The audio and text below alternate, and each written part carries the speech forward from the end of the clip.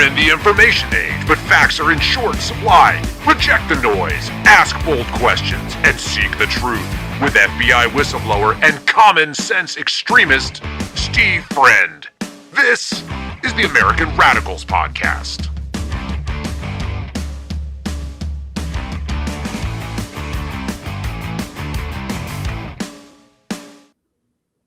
It is the American Radicals Podcast, Monday, May 11th, 2026, and today we're going to talk about the Department of Justice and just how much they hate Christians. They're also losing some attorneys over there and shutting down cases. FBI terrorism cases are being run against partisan activists, and we have the latest fake news about 764 and nihilistic violent extremism. So let's get after it.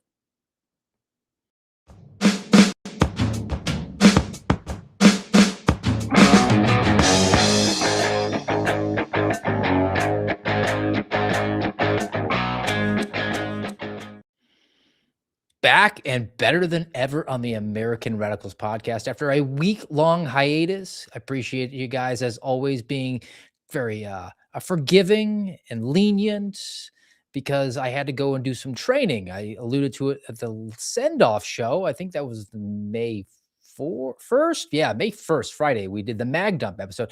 I had to go do some training, equivalency of training here in the land of milk and honey. That is Florida. So you basically do a condensed police academy, demonstrating that you kind of know how to drive fast and handcuff bad guys and shoot guns. And it all culminates with eventually I'm going to actually take a written test. So the process isn't over yet. But I'm calling today Not My People because for the last week, I kind of got to hang out with my people. It'd been a long time since I'd hung out with cops. I mean, we're now on multiple years of this endeavor here, wearing non-restrictive waistbands and talking into a lens, and a once-time hobbyist, but now professional podcasting endeavor. But I miss it. I would go and meet with local cops all the time as an FBI agent, and they're my people. I've known them for a decade and a half, various levels: federal, state, tribal, local, county, municipal, all of it. And was really refreshing because, one, it's always fun to drive fast and shoot guns, but those people were aging from 60 to 20. We actually had a guy in his 20s, a guy in his 30s, a guy in his 40s, a guy in his 50s, and a guy in his 60s. 5 dudes going through it together. All different generations, but we're all the same person. Interested in upholding our oath of office, interested in protecting the innocent against the evil. And it was just a really cool experience. And also, they had no idea who I was, which was simultaneously disappointing because you kind of hope that when you step forward into the breach that you're going to make an impact, but also reassuring because those are guys that are just grinding away. Local cops, keeping their community safe, not being bothered by the palace intrigue from a distant ivory city in Washington, D.C.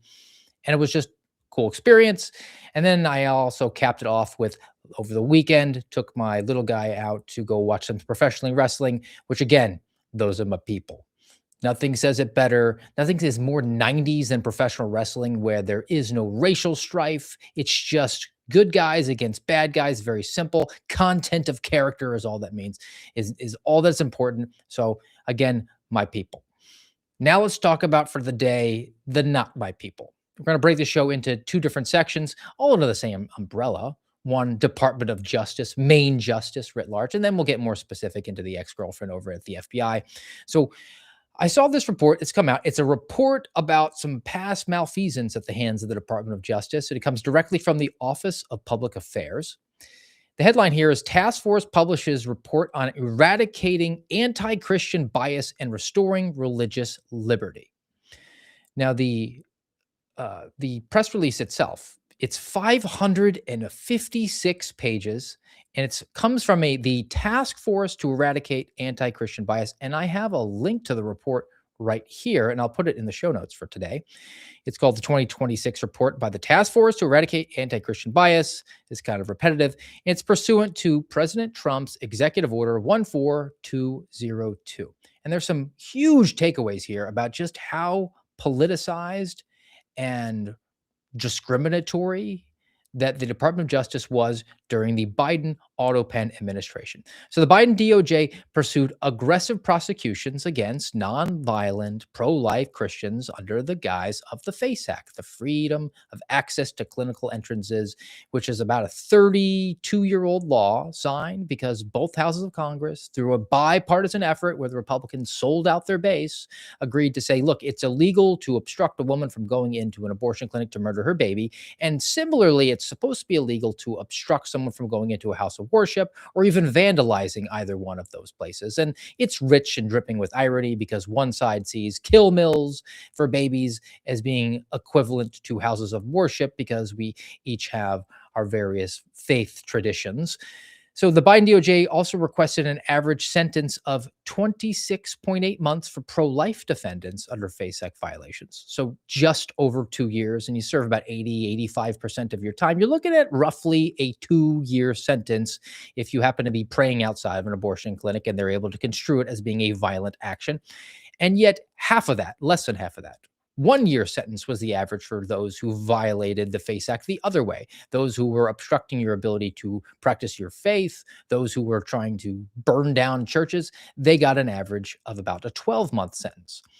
The Biden DOJ prosecutors also tried to screen out jurors for these cases based on them being Christian. They specifically asked people questions that would have indicated their religion. You're not supposed to ask what your religion is. That's out of bounds, but they're able to kind of navigate through that and have general takeaways. I mean, the Venn diagram with being a Christian and, say, having lots of children, being a homeschooler, those sorts of things, you could see how you might be able to noodle that out and say, well, that person probably is against killing babies. Let's kick them off the jury so we can get 12 people who are uber in favor of sending 90-year-old concentration camp survivors who were praying outside of a kill mill to prison for the rest of their natural lives.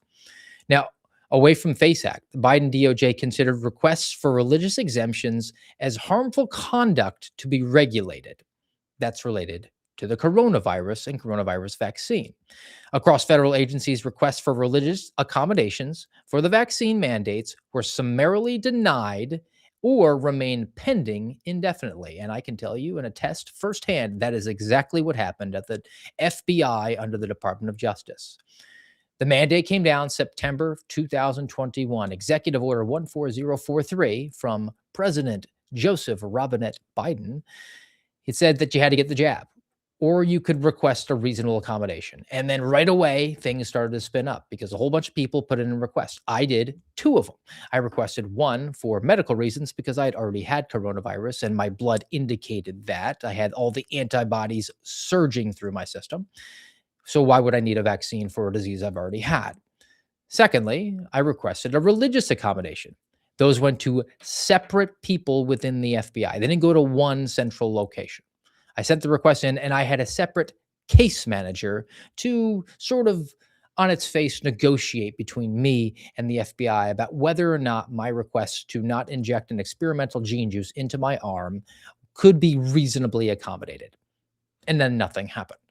Because really, what was the goal? They had my name. They put me on a registry. They had their man. Now let's find a crime, which is why basically every single person who was removed under the Biden auto pen administration from federal service was someone who objected to the coronavirus vaccine. Now, people saw their promotional opportunities lost. Some people were just outright fired or they found other ways around it. And that was really the way that it went. That's the bad old days. And I actually got an update, though, to the current Department of Justice, because now we're so back.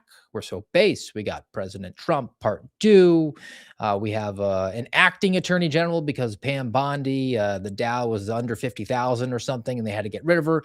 But the Department of Justice should be really focused down on doing the mission, pursuing justice, going after the evildoers, right? Right. Well, I found a piece over from ProPublica that I think is worth going into.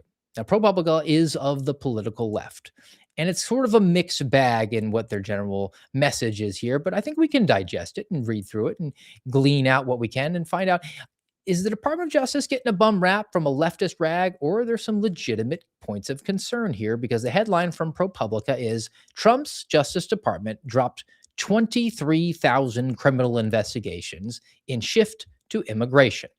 So, on its face, ProPublica unhappy the Department of Justice is assisting with mass deportation efforts because they're saying that they are sacrificing righteous criminal prosecutions. Well, each Department of Justice has its own priorities. Where do they fall right now under the Donald Trump Part 2, number 47 administration? From the piece, Trump's DOJ has said it is, quote, turning a new page on white collar and corporate enforcement and emphasizing the pursuit of drug cartels, illegal immigrants, and institutions that promote DEI.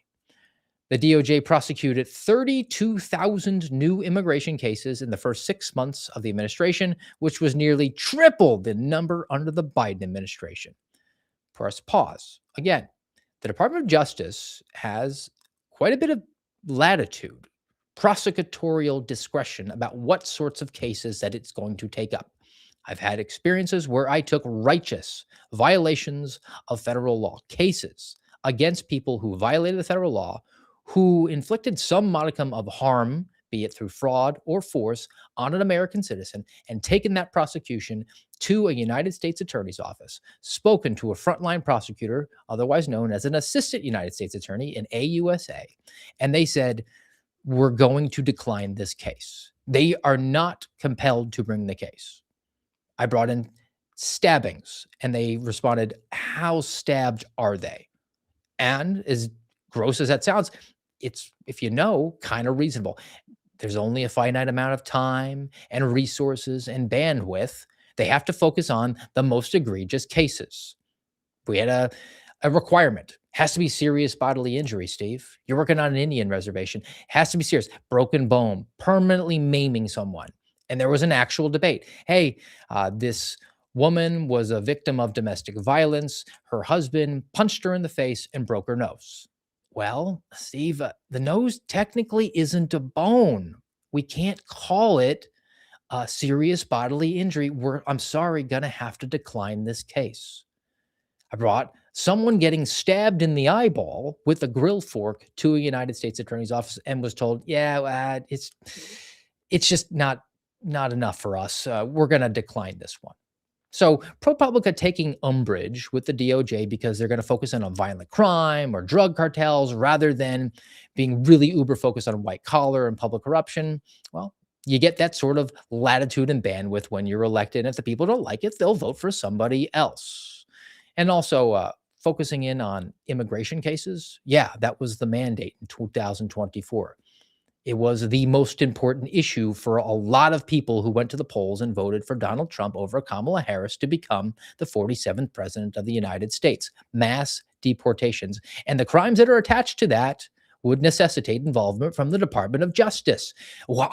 Can you believe that the Trump DOJ is prosecuting triple the amount of cases related to immigration? Yeah, because the Biden Autopen administration wanted to bring in 20, 30, 40, 50 million illegal aliens. I don't think that the Merrick Garland DOJ under Joe Biden was really going after a lot of illegal aliens.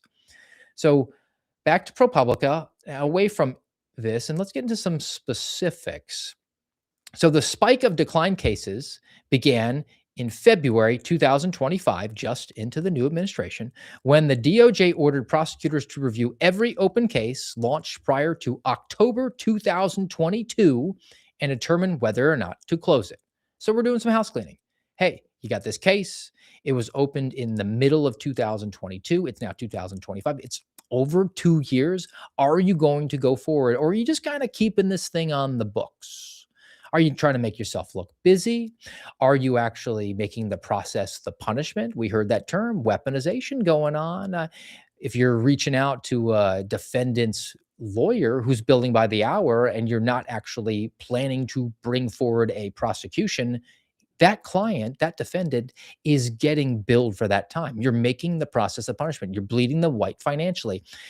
And the attorneys here were telling ProPublica, look, we only got 10 days to look through all of our cases. Well, man, they don't have 200 cases each. It's not that hard to look through it. And you know where the status is of your case. So a burden of 2 work weeks to look through all of your cases doesn't seem to me to be really unreasonable. And that seems like kind of a move in the right direction. We want to make sure that our cases are fresh. We're not keeping things on the books too long. So if you have something on the books and you wind up shutting it down because there's really not a there, that would boost the number of cases that were being declined. It wouldn't really indicate that they're not doing their job over the DOJ. So ProPublica swing and a miss on that one. But there's another element. Here's a quote. The office was pushing us to close everything by a certain date so that when they had to go report up to Washington, D.C., they had a low number of open cases. You really had to go to bat to keep it open a case that was more than 2 years old. So it's not just about doing some house cleaning. It's about saying, well, crime is on the decline. We're juking the stats. Another quote. Tren de Aragua was not anywhere close to the scale or impact of the cartels we were focused on, but we were told to generate those cases. Oh, so we're picking winners and losers, and TDA was very important in the media, so the Trump DOJ was focusing in on that. Under Pam Bondi, DOJ declined more than 1,300 cases involving terrorism and national security, nearly twice what was typical at the start of the most recent new administration. On her first day, Pam Bondi ordered a review of criminal prosecutions under the FACE Act. So, sort of a mixed bag. They were actually getting rid of stale cases, but maybe in an effort to make crime look like it was on the decline. They were getting hyper political with the particular terrorist, quote unquote, Tren de Aragua being one of them, sort of cases because they were getting media headlines, which is kind of par for the course for the Department of Justice. So I think we voted for change, but we got kind of more of the same. And then DOJ declining 1,300 terrorism, national security cases.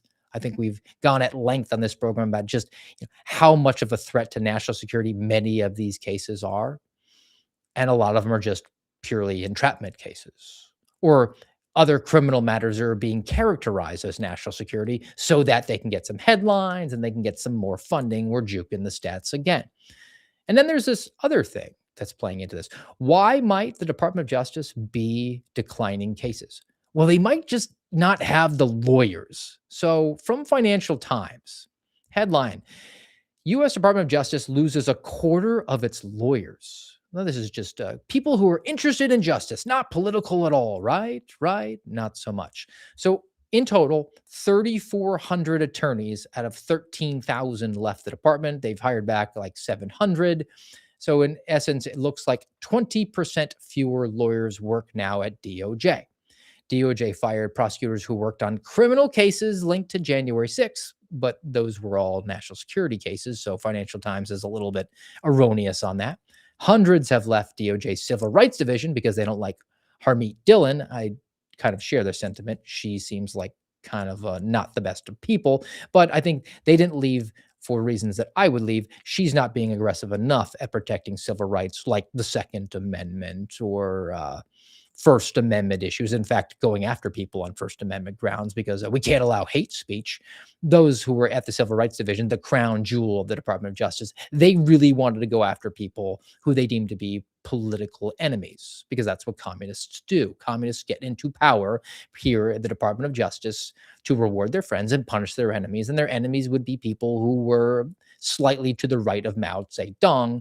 And that's exactly what happened, which is why we saw when it comes to something like a FACE Act, the FACE Act being used against pro-lifers. One, we're getting double the sentencing, but two, we're going to apply it over 90% of the time that it is applied to pro-life Christians rather than the street animals who are going into churches and trying to burn them down or intrude on the services or going after crisis pregnancy centers and lighting them on fire at night because things happen at night. Merrick Garland said that we can't investigate those. But now we're running short on attorneys. Financial Times digs a little bit deeper. The department has suspended a requirement that prosecutors have at least a year of experience practicing laws, so we're getting rookies in there pursuing the cases. While those who left, their average work experience was about 13 years, new DOJ attorneys are averaging just over 2 years. The Department of Justice has brought cases against perceived opponents of the president because the Financial Times is a leftist. So they're going to focus down on Letitia James and Jerome Powell and James Comey. All that's true and accurate, but a little bit of a pot calling kettle because the Department of Justice went after the current president of the United States under the Biden administration. But it just seems like the mandate that we had, the demand for change. I mean, we're getting a turnover in personnel, but philosophically, is it changing at all? They're still going after political enemies. They're still interested in standing up and trying to perpetuate the narrative that they're only going after threats to national security. Things that are going to get their headlines are really going to get their interest. We're getting more and more of the same. And I want to go now, and we can pivot away, I guess, into some FBI stuff. We'll get to some specifics, but guys, before we do, let's actually take a moment here. And if you're 1 point per show, and give you a reminder, if you haven't already, here on Rumble, YouTube at AmRadPod, please, if you don't mind, give us a nice thumbs up, follow, subscribe to the channel, and you can also head on over to Spotify, which looks a lot like this. The American Radicals podcast. Again, AmRadPod. You can follow the show there, and one time a week, we would appreciate it if you just give us a play, and you can even turn the volume down if you happen to be watching on Rumble and YouTube. No new information, not behind a paywall, just trying to expand us out there to as many platforms as we can get to.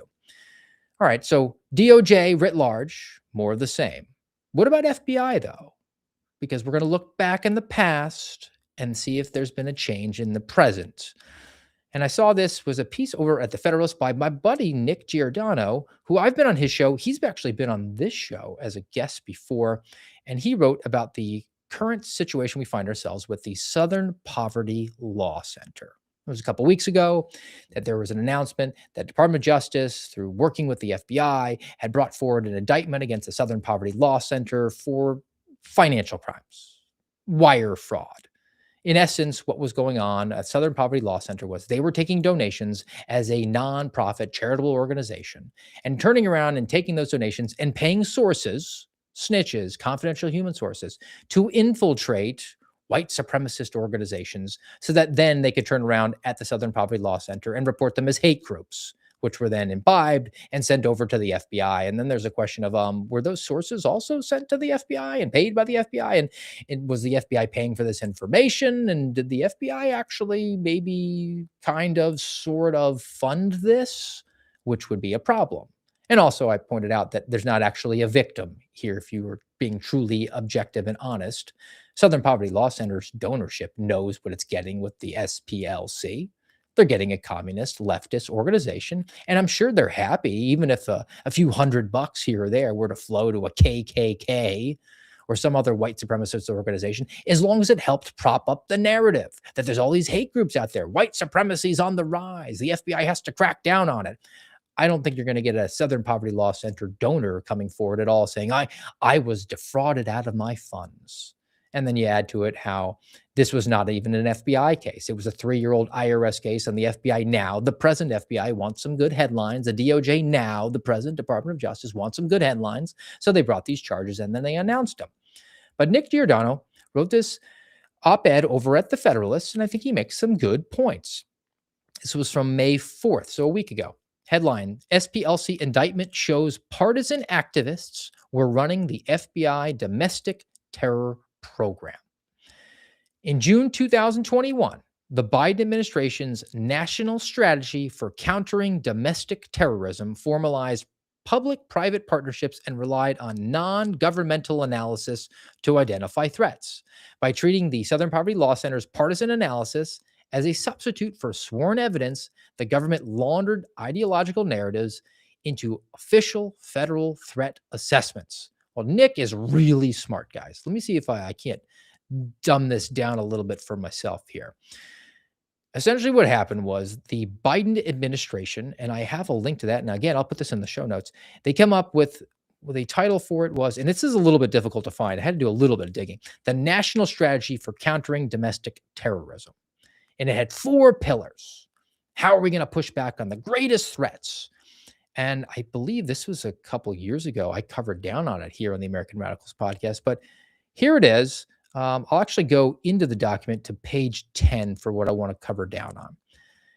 And if you read it, March 2021, the assessment of the domestic violent extremism threat. enduring domestic violent extremism. So that's a industry term, domestic violent extremism. It's completely invented by the federal government, specifically by the FBI, where you had real terrorists overseas, and then we ran out of those because their military dropped a lot of warheads on foreheads.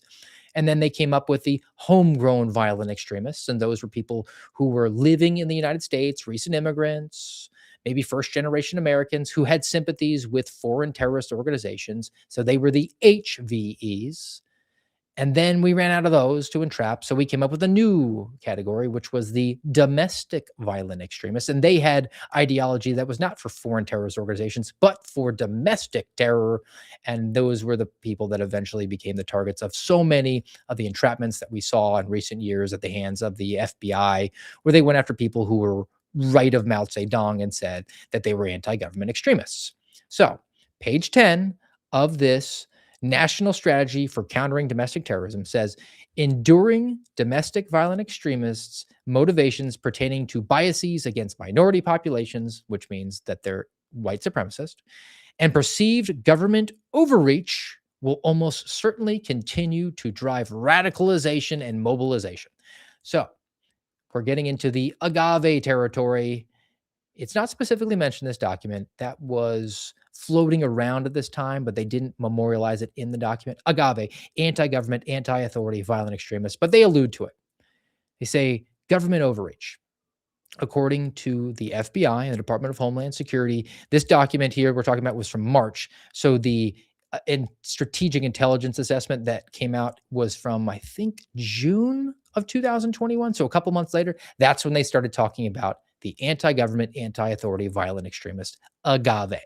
Those are people who, according to the FBI, have a perception of government overreach or negligence or illegitimacy. Or, not and, overreach, like being told you have to inject an experimental gene juice in your arm. Could that be overreach? Negligence, allowing people in Western North Carolina to just die when a hurricane goes through with no aid from FEMA because they have a yard sign for a candidate who you don't like. Or illegitimacy. Do you have questions when you went to bed during an election and one dude was ahead and you woke up and the other dude was ahead and all you found out was that they boarded up the windows? You could be an agave, an anti-government, anti-authority, violent extremist. And they're quick to point out that having some sort of questions about elections or coronavirus would put you squarely in line with this sort of ideology. So the National Strategy for Countering Domestic Terrorism, that's an indicator that Nick points to. But now to the SPLC and how their ideology was laundered and adopted into the federal apparatus. SPLC is a private organization. They get private donorships. They get tax breaks, which we have a problem with, but they can spout whatever they want. It is, after all, a free country. They can say that white supremacy is the greatest threat to the homeland, even though there's no statistics that point that out. They can say that Moms for Liberty is a extremist group that has to be pushed out of our society because nobody should be receiving anything from Moms for Liberty. They're allowed to say it. You're allowed to be a jerk in the United States of America, allegedly the land of the free. The problem exists, though, when those radical beliefs, those politically partisan beliefs, are then adopted and imbibed into your federal law enforcement structure. That can't abide. It can't happen. The Southern Poverty Law Center was one of the contributors for the radical traditional Catholic memo, where the FBI decided to send sources into parishes where people attended the Latin Mass because they were primed to become anti-government extremists because they had those, ridiculous beliefs like being pro-life or pro-traditional marriage or pro-Second Amendment or pro-border sovereignty. So Nick Giordano's piece here goes into some potential remedies for the problem. Congress must immediately prohibit federal agencies from using partisan hate lists as the basis for domestic investigations and work products. Yes, that seems kind of straightforward, but then again, partisan is a troublesome word because one man's partisan is another man's freedom fighter. Congress must also require any intelligence work products that use non-government data or sources to carry a warning label and disclose the source's funding and partisan history, which I think is eminently reasonable and fair. The government should immediately declassify and release every work product that relied on the Southern Poverty Law Center. And I think that's going to be trouble because I can tell you, again, firsthand knowledge, guys, the Southern Poverty Law Center providing trading documents to the FBI, to the FBI Academy. I watched one. It was a video about the top 10 domestic violent extremist threats to the homeland. They ranked pro-life Christians ahead of radical Islamists. Straight up, part of the training material. That was pushed out in 2014. That needs to be fleshed out because unless you've checked the calendar, those agents are in the middle of their career. Now, I was an independent enough thinker to realize that this is the Southern Poverty Law Center. I consume the news. I know it's a partisan organization. But what did I talk about in the beginning? The cops that I dealt with. All good dudes, squared away. If I dial 911, I'd be happy with all of them arriving. They weren't in the know of the news. How many of the FBI agents that got that training took that as the gospel truth from the FBI? Well, I mean, the training they're putting out is state of the art. It's the preeminent premier law enforcement organization. They would never imbibe or launder a partisan perspective and to train the new agents. No, perish the thought. It's actually a significant amount of people who work at the FBI who aren't paying attention to the news, who don't know what the Southern Poverty Law Center is. They would say, oh, it's got law in the name, so we're in law enforcement. Poverty, oh, we feel bad for poor people, so everything they say is probably true. No, it's not. And we need an accurate accounting of this. Again, I don't know where this is going to go with the criminal charges against the Southern Poverty Law Center, but you cannot deny that it had an impact on the way that the FBI operated before, and it currently is, because those personnel are still there. And now we can go and dig into the present, the ghost of Christmas present that is the FBI. And I got a couple more that I want to get to, and I want to give them some adequate time, guys. I've been off for a week, so we're going to go a little bit longer today on the AMRAD pod, because this one has been bothering me for a couple of weeks now, and it is the latest and greatest when it comes to the 764 narrative that we see at the hands of the FBI. The new threat to the homeland, domestic terrorism, 764, the new term. We moved away from agave, anti-government, anti-authority, violent extremists. We're now on to the NVE, November, nihilistic, violent extremist. So from the FBI Albany Twitter page, at FBI Albany, Albany County man and alleged member of nihilistic, violent extremist organization 764, charged with receiving child pornography. And here is the accompanying press release from the United States Attorney's Office in the Northern District of New York, where they regale you with some of the details, but definitely not all of them. So from the press release, it says that according to the criminal complaint, between March 18th and 27th of this year, your bad guy, his name is Ryan Catello, aka Stab Zone, sexually exploited at least 2 minors by coercing them into self-producing images of child pornography, and he received those images from the internet. The complaint also says that Catello is a member of 764, a criminal organization of nihilistic, violent extremists operating within the United States and abroad. And that's really kind of all you get. It is a press release. They're not going to get too heavy in the specifics. But what do we know? He's a member of a NVE. The insinuation is that's a national security matter. That's a terrorist organization. But he only got charged for child pornography. How is child pornography a national security matter?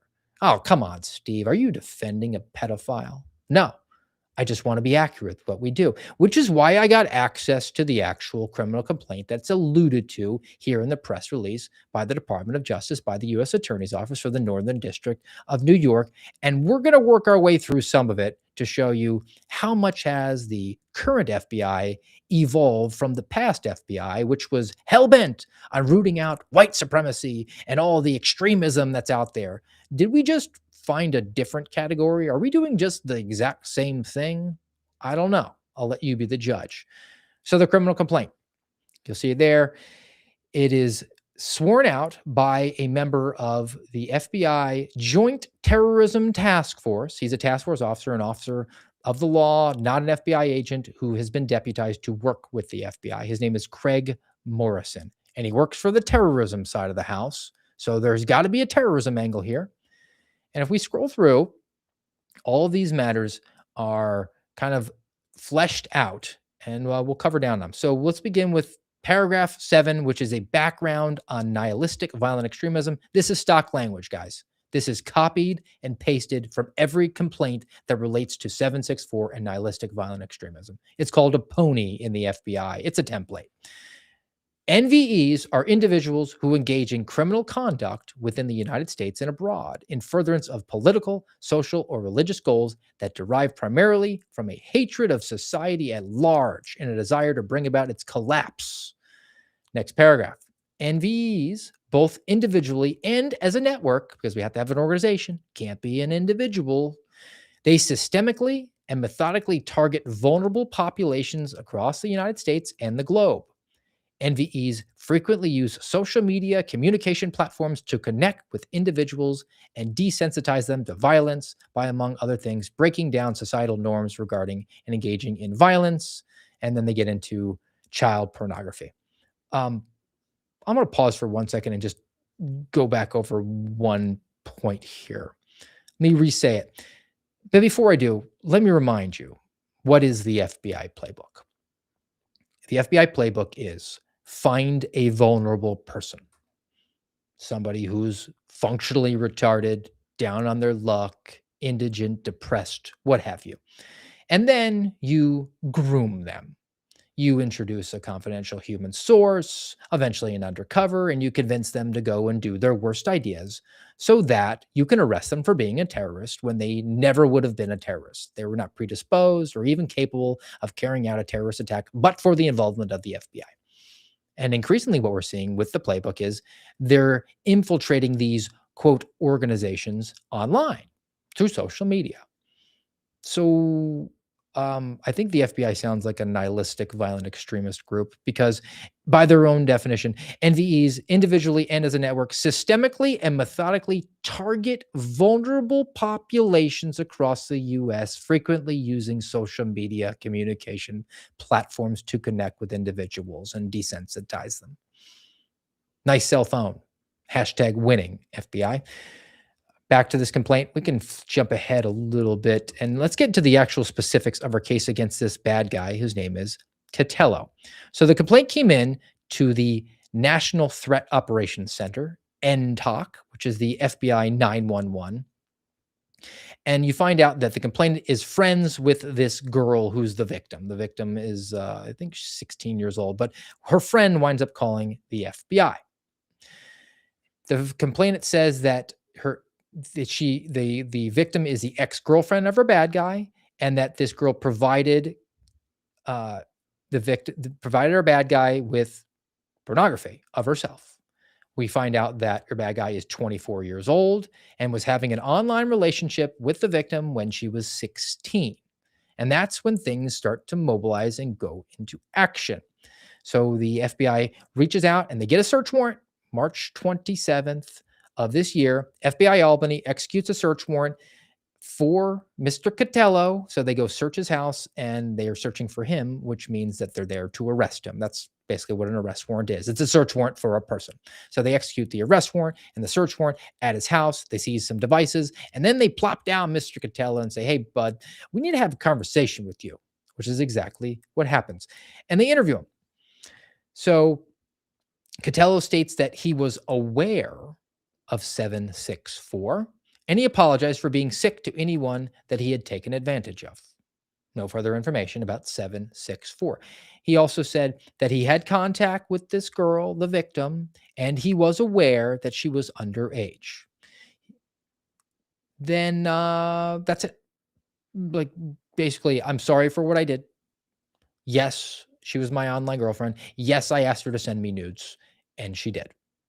We're done here. He's confessed to grooming a minor, getting her to produce child sexual abuse material. He's going to go to the pokey for a long time. But 764, not really involved. Well, maybe he's holding back. You know what we need to do? We need to go and interview the victim, which the FBI did. They sent agents out to interview the victim. They knock on her door. She answers. Her parents aren't home. She's the victim of child exploitation, and the FBI sees fit to just interview her there with no parents and no knowledge.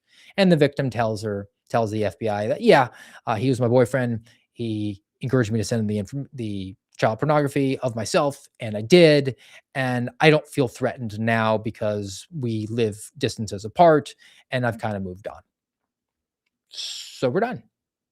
Now, does Mr. Catello belong in prison? Yes. Yeah, he probably belongs in a wood chipper feet first because he encouraged a little girl to produce pornography of herself and send it to him. And he was threatening her to a certain extent, not physical violence, but sort of saying, I'm going to dox you or I'm going to share what I've already got unless you kind of play ball with me. He's a creep. He's a dirtbag. He's a 24-year-old online troll. My point, he's not a terrorist. 764 is barely mentioned in this complaint at all. Your bad guy here, all he says is, yeah, I'm aware of what they are. And the one throwaway that they give where they kind of try to spell it out for you very early on in the complaint, it says members of 764 work in concert with one another towards a common purpose of destroying civilized society through the corruption and exploitation of vulnerable populations, including minors. So that's your definition. Have you connected the dots? Does he have a 764 tattoo? Yeah, are you seeing online chats where he's saying, pledging allegiance to 764? Seems like kind of an innocuous, broad term, but it's a terrorist organization, guys. It's national security. So we're going to just try to fold a violation of federal law of grooming a child and getting her to generate child sexual abuse material, which is a crime and you deserve to go to jail forever for that, if not a wood chipper. We're going to characterize that as terrorism. Is that kind of like, that's kind of like the last battle days of the FBI. Hey, do you have problematic beliefs? Beliefs that are not illegal, but we can find something else to jam you up with? Did you trespass at a government building on January 6th? Well, that's a violation of the law. We don't care if it's a misdemeanor or a felony. You know what you are? You're a member of an organization, an anti-government extremist organization. In fact, we know even more than they hear for this Catello guy. This guy, Catello, he said he's only aware of 764. We looked in your house when we executed a search warrant for this misdemeanor, and we found a plaque on the wall that says you're a oath keeper.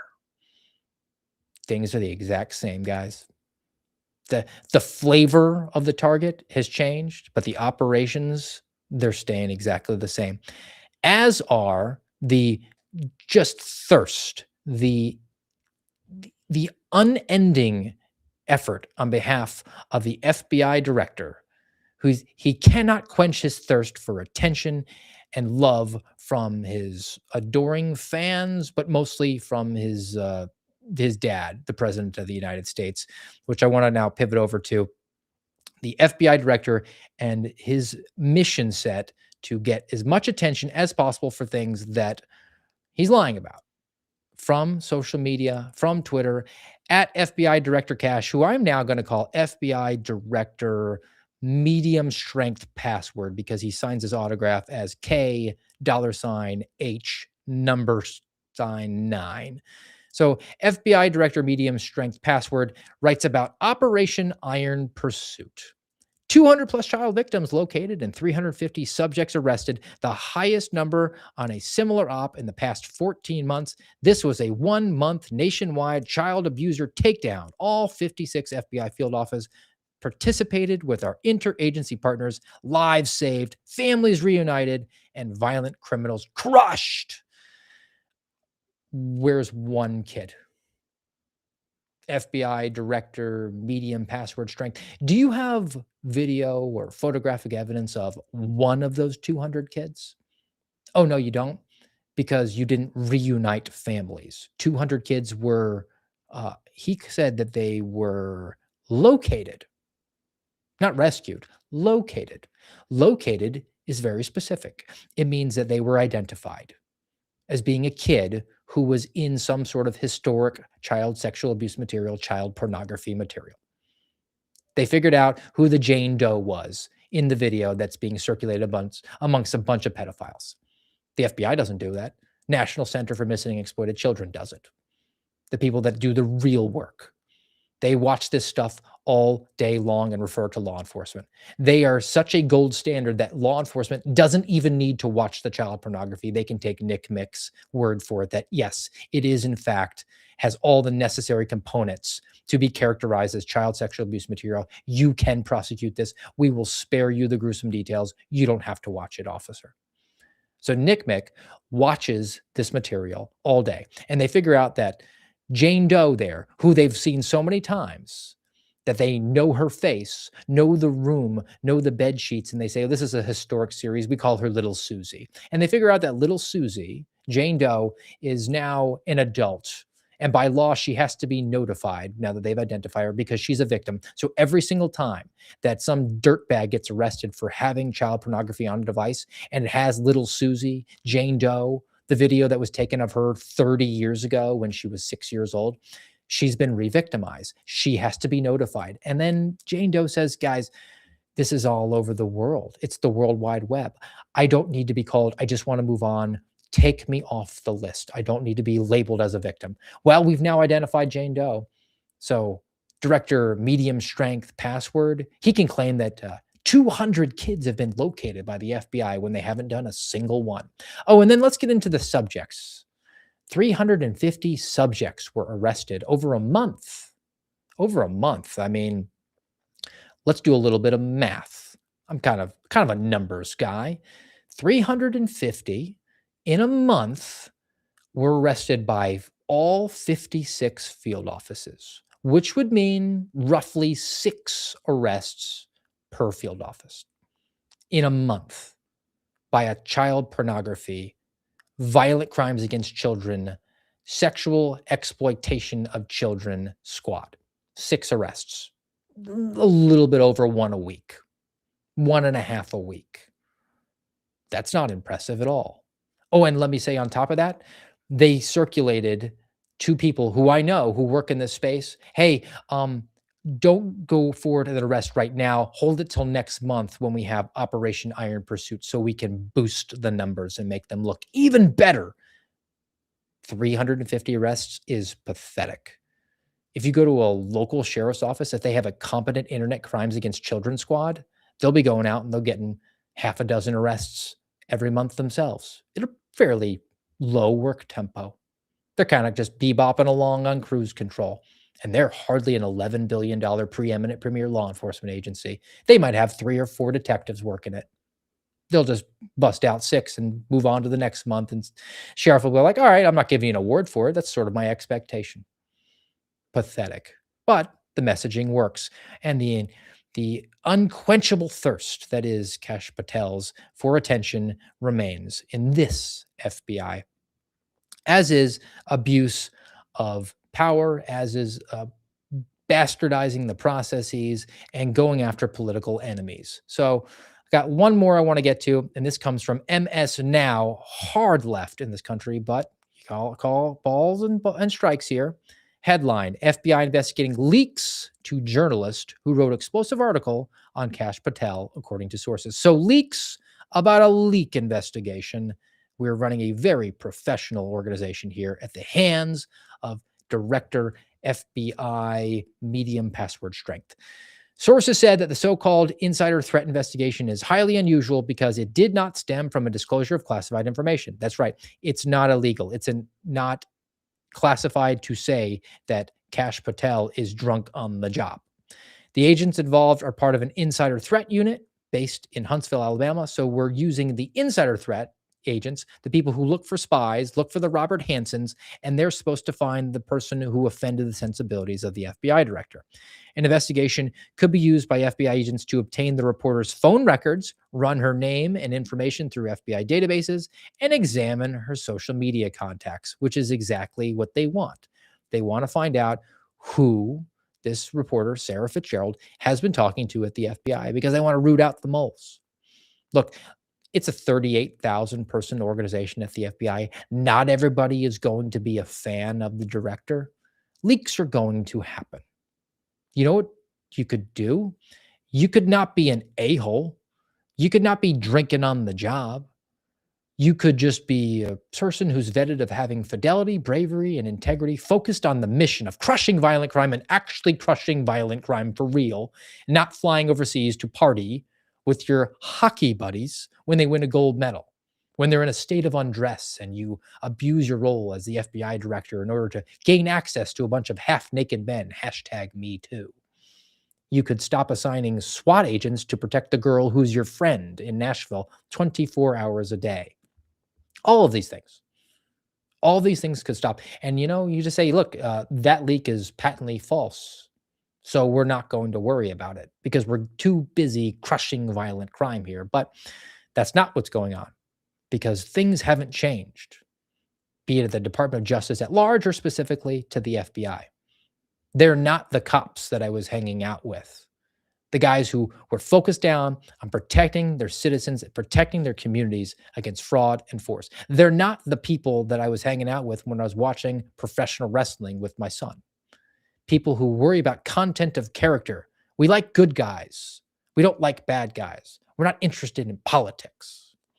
No, the not my people class are occupying everything in the Department of Justice and everything in the FBI right now, and we're all worse off for it. Specifically the people that voted for the change, the people that sent the mandate and said, we are done with weaponized government. We don't want a tit for tat. Yeah, would it feel really good to send James Comey or Letitia James to jail the way they tried to send Donald Trump to jail for non-crimes? Yes. But that's the way that the republic disintegrates and it dissolves. Our social compact is extinct at that point. If you're worried about the country, the only course of action is to throw the ring of power into the volcano. The American people voted in 2024 and gave the Donald Trump Part 2 administration the opportunity. They gave them the opportunity to be at the helm of the executive branch with a huge mandate and a huge bully pulpit. Now, the opportunity was, are you going to do tit for tat with full knowledge that the other side will at some point return to power and respond? They'll get paybacks and they're better at it than you. They indicted you like 98,000 times. Or you say, this system is broken. I was elected to be a system disruptor. I'm going to shatter it into 1,000 pieces because the American people are done with weaponization and they don't need the institutions. They got some really great cops right now who are 20, 30, 40, 50, and 60 years old. And that's in one small class in one tiny community college in Central Florida. Those guys are out there across the United States of America every single day. We do not need a broken agency that is taxing $11 billion from the people so that it can turn right around and characterize them as the latest and greatest threat to national security so that they can prop up their own image and put their political enemies in prison. All right. So a little bit long today, but I had a lot to say being off for that week. And I think that we covered down on just about everything. But as always, guys, I'm not going to leave you without a palate cleanse. And we're talking about my sort of people. How about Mary Poppins getting an update? Because Mary Poppins, she's a skateboarder. God, look at that. I can't even do that. Those are my sorts of people. I love it. All right, guys. That'll do it for us today on the American Radicals podcast. Plan to be back with you tomorrow, noontime here, Rumble, YouTube, at AmRadPod. And until then, have a great day.